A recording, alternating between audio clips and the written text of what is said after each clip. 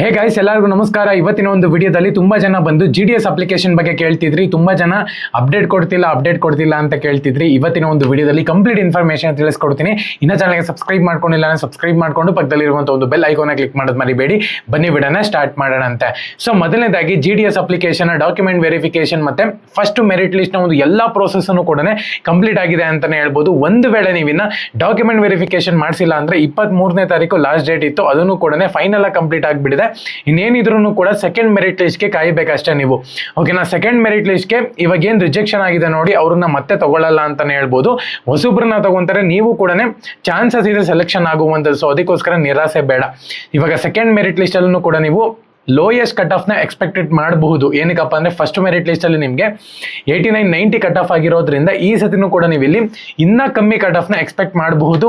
GDS ನವರು ಮೊದ್ಲಿನ ತರ ಇವಾಗ ಒಂದು ಸ್ವಲ್ಪ ಚೇಂಜಸ್ ಮಾಡಿದ್ದಾರೆ ಅಂತಾನೆ ಹೇಳ್ಬೋದು. ಬರೀ 98-99 ತಗೊಂಡಿರೋದ್ ಬದಲಾಗಿ 89, 90, 87, 70, 60 ಇಂಥವ್ರನ್ನು ಕೂಡ ತಗೊಂಡು ಕೆಲಸ ಮಾಡಿಸಬಹುದು. ಓಕೆನಾ, ಏನು ಚೆನ್ನಾಗಿ ಓದೋರ್ನೇ ಪ್ರತಿ ಸತಿನೂ ಕೂಡ ತಗೋಬೇಕು ಅಂತ ಏನಿಲ್ಲ.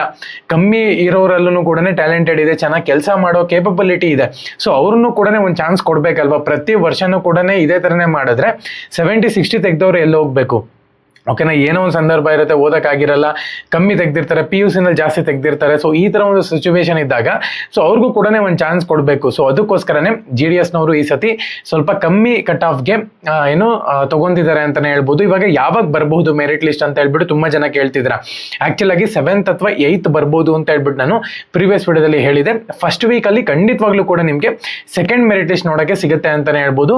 ಸೆಕೆಂಡ್ ಮೆರಿಟ್ ಲಿಸ್ಟ್ ಬಂದ್ರೂ ಕೂಡ ಡಾಕ್ಯುಮೆಂಟ್ ವೆರಿಫಿಕೇಶನ್ಗೆ 15 ದಿವಸ ಟೈಮ್ ಕೊಟ್ಟಿರ್ತಾರೆ.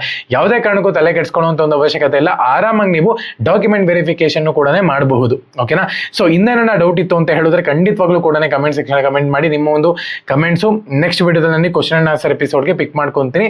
ಪರ್ಸೆಂಟೇಜು, ಕ್ಯಾಟಗರಿ ಮತ್ತೆ ಯಾವ ಒಂದು ಡಿವಿಷನ್ಗೆ ಅಪ್ಲೈ ಮಾಡಿದ್ದೀರಾ ಕಮೆಂಟ್ ಮಾಡಿ. ಜೈ ಹಿಂದ್, ವಂದೇ ಮಾತರಂ.